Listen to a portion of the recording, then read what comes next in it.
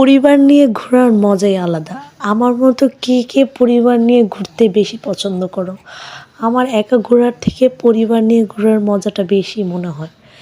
তো এই তো আমরা আজকে চলে আসছি পরিবারের সবাই মিলে একটা পার্কে ঘুরতে।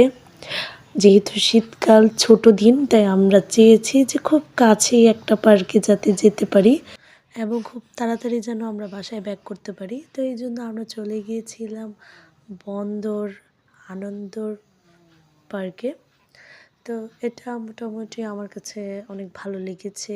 একটু নদীর পাশেই ছিল, এই জন্য এটার মানে যে ভিউটা এবং সব কিছু মিলিয়ে আমার কাছে ভালোই লেগেছে।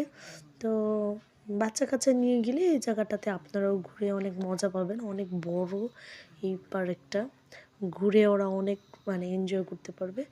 তো অনেক ক্লিপই নেওয়া হয় নাই, কারণ আমার বা আমার বেবিটা আমার কোলে ছিল।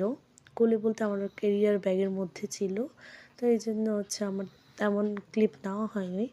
এই তো বাচ্চারা ঘুরতেছে আর এখানে কিছু পশু পাখি ছিল, যেটার ক্লিপও আমি একটু নিয়ে নিলাম আপনাদের দেখানোর জন্য, যে বাচ্চা কাচ্চারা আসলে অনেক এনজয় করতে পারবে, বড়রাও করতে পারবে, পাশাপাশি বাচ্চারাও। পার্ক তো বাচ্চাদের জন্যই, বাট বড়রাও অনেক মানে সময় কাটাতে পারবে, ভালো সময় কাটাতে পারবে, অনেক সুন্দর সুন্দর ভিউ আছে, ছবি তুলতে পারবে।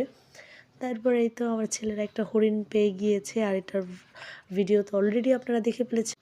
আসেন আমার ছোট ছেলেটা। আরাফ, হ্যাঁ আরাফ, এটার নাম কি? হরিণ। তুমি এটা এর আগে কোথায় দেখেছো?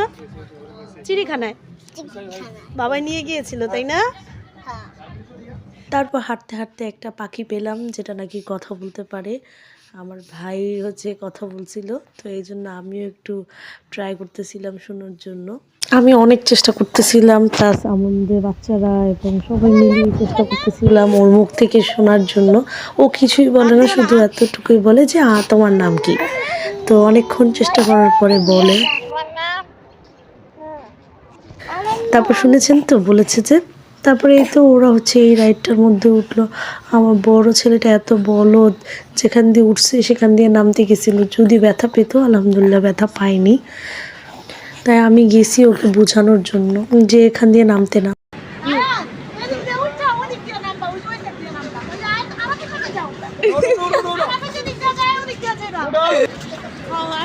তারপরে এই তো ফাইনালি আমার ছেলেটা একটু বুঝছে যে কোনখান দিয়ে উঠতে হবে আর কোনখান দিয়ে নামতে হবে। এই তো আমার ভাতিজি এখন নামলো, আর এই তো আমার বলদটাও নামলো।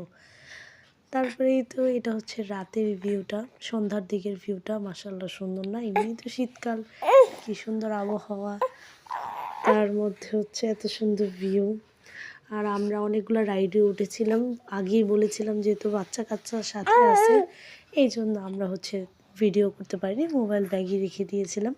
সেখান থেকে আমরা কিছু ফুড টেস্ট করতে যাই, যেটার ভিডিও আপনারা নেক্সট এই ভিডিওর পরেই পেয়ে যাবেন। তো আজকের জন্য এ পর্যন্তই। আল্লাহ হাফিজ। সামনে আরও একটা সুন্দর ব্লগ আসতেছে। Till then, bye by.